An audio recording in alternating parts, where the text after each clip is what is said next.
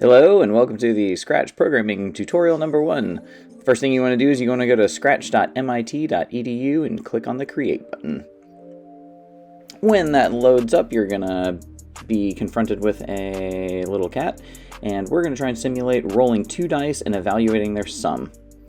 So what we're going to do is we're going to first start by going and creating a variable. I'm just going to rename this one and call it dice roll, because I'm going to randomly generate a number and store it as that value.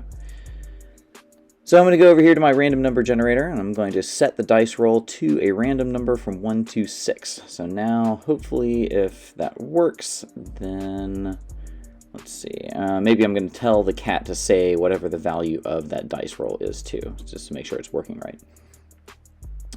To kick it all off, maybe I'll grab this little block which says hit the space bar. So now every time I hit the space bar, it looks like I am indeed rolling dice over there. The cat is indeed saying like 2, 3, 5. So it looks like I'm successfully rolling dice. Great. But I need to roll 2 dice. So I need to get a, I need to maybe make a new variable. No, actually let's store let's store the dice rolls into a list. So I created a list called dice sequence. And whatever the dice roll is, I'm just going to add the dice roll to that list. So now when I hit the space bar, whatever dice roll occurs, it should just track it in that list, which is great. But I need to actually do this exactly twice. I don't need a whole bunch of dice rolls. I need exactly 2 of them. So I'm going to drag a repeat block around that little chunk of code.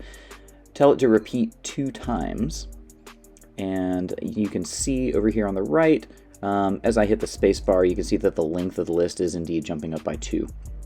To fix this, to like basically reset the list every single time, I'm going to drag a delete all of the dice sequence first. That way, every time I mash the space bar, I'm actually getting exactly 2 dice rolls. It's clearing out the existing list and giving me 2 more.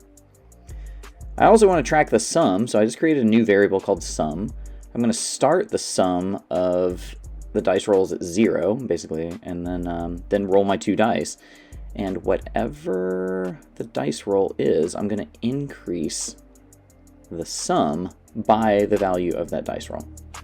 So basically, the counter is going to start off at 0, and then whatever the dice roll is, it's just going to add it onto that list. I'm going to also move the little cat's voice bubble down, and instead of saying the dice roll, I'm going to have the cat say the sum of the list. So now when I'm smashing the space bar, you can see it is indeed rolling 2 dice, and the cat is saying the sum successfully. Perfect. So now, the last thing I need to do is I just need to create a place to store all of my simulation results, because I'm basically going to repeat this process like 500 times. So I created a list. I'm going to actually tell the program to store the sum to the dice sequence. Sorry, not dice sequence, simulation results. There we go. So now it's going to roll 2 dice, add the numbers together, and it's going to store that sum in that simulation results list.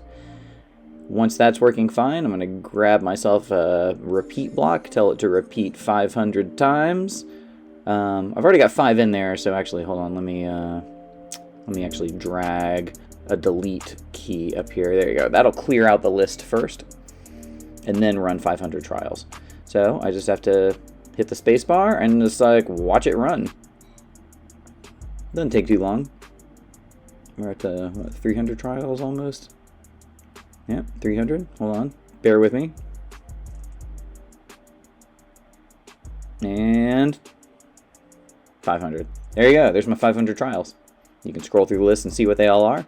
But that's 500 sums of 2 dice rolls. So now I'm going to right-click and export those numbers. Click on the file. It just exports as a text file. There's my 500 numbers again. And this is the fun part. I'm going to copy and paste that into a different platform. So I'm going over here to statplot.com, and I'm clicking on one quantitative variable. I'm going to give it the variable name, which is sum of 2 dice rolls. And then the data, I'm just going to paste in that text file and click on Begin Analysis. And there you go. Look at that. It's a whole dot plot. You can change it to a histogram. You can change the width of the histogram, like the bin width, if you want. You can make a box plot.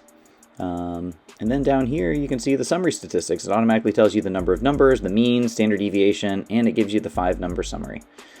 All right, and that concludes walkthrough number 1. Enjoy!